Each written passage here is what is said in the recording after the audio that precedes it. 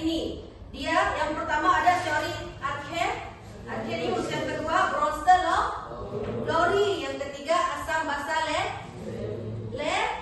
Lewis. Jadi dia ada 3, yaitu teori asam dan basa. Nah, kemudian selanjutnya di minggu kemarin juga Ibu sudah menjelaskan tentang asam kuat, basa kuat, asam lemah dan juga basa lemah. Nah, masih ingat asam kuat itu apa?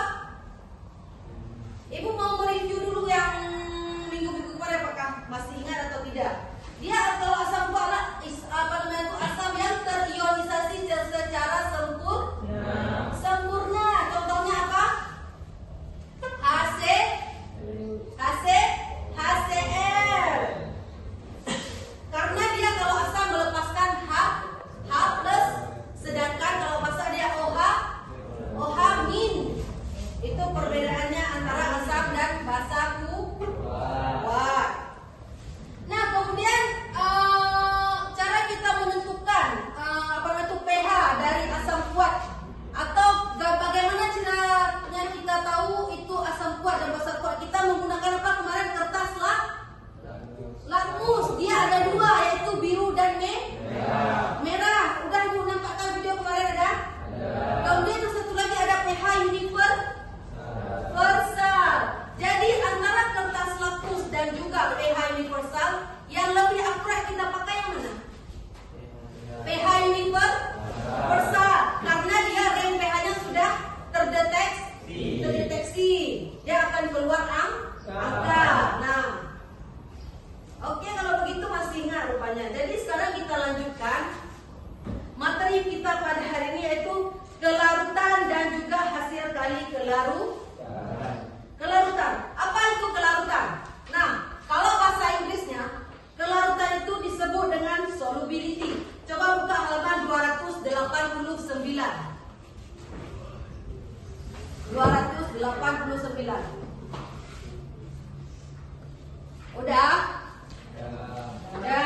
Nah, di sini dibilang kelarutan atau solubility suatu zat di dalam suatu pelarut menyatakan jumlah maksimum suatu zat yang dapat larut di dalam suatu pelarut. Umumnya pelarut itu adalah air.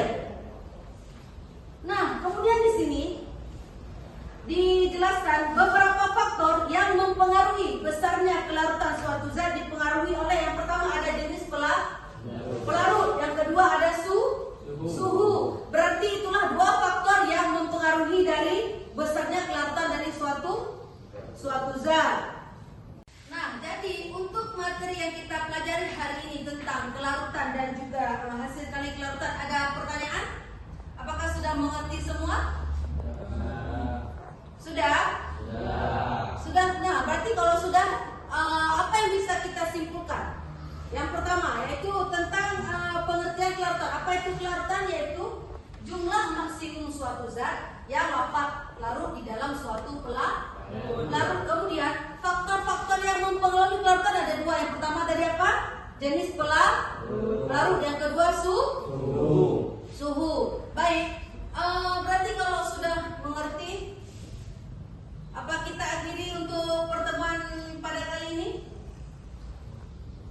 Berarti sebelum Ibu akhiri, Ibu ada motivasi atau kata-kata untuk kalian. Jadi jangan pernah mengeluh dalam belajar, karena nanti cita-cita kalian akan tercapai karena kalau kalian rajin belajar. Jadi jangan pernah capek, yaitu untuk belajar.